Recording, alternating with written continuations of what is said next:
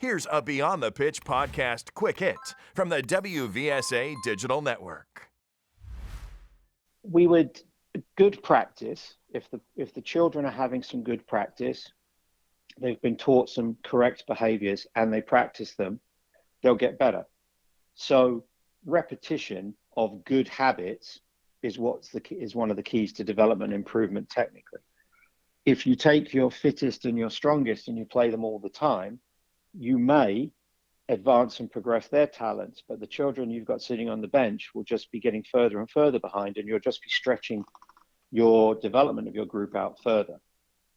Some of the children may want to come to largely sit on the bench and eat an orange. That might be the actual height of their involvement.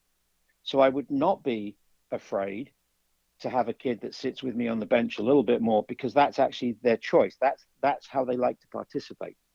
However, we know that most of them want to run around.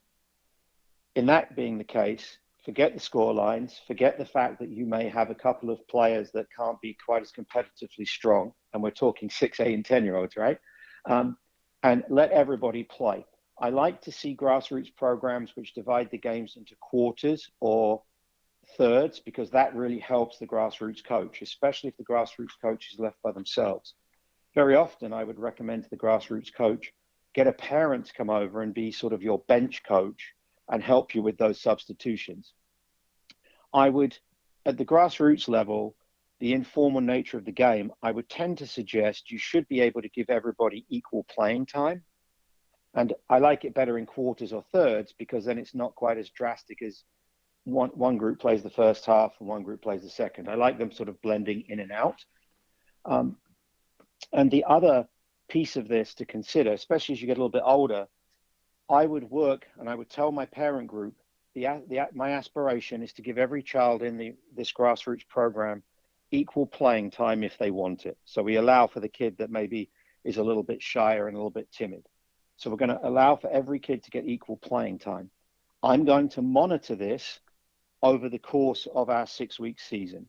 So rather than everybody with a stopwatch every game, making sure that everybody gets exactly 6 minutes and 45 seconds, at the end, the coach can kind of tally up how he or she has done, trying to keep everybody equally involved. And where there's maybe a little inconsistency, you make up for it the next time.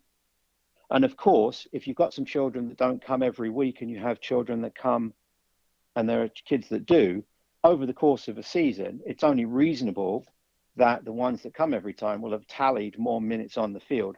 But that's not based on their ability. It's simply based on their availability.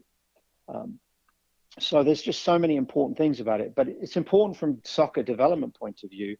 More importantly, though, it's important from the notion of engagement, fun, and the child feeling like he or she is making a contribution and having a role.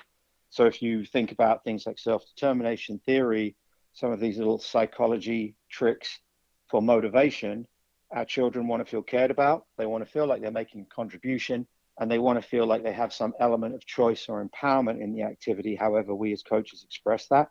So for the grassroots coach, forget the wins and losses, completely mete out the playing time as evenly and equitably as possible.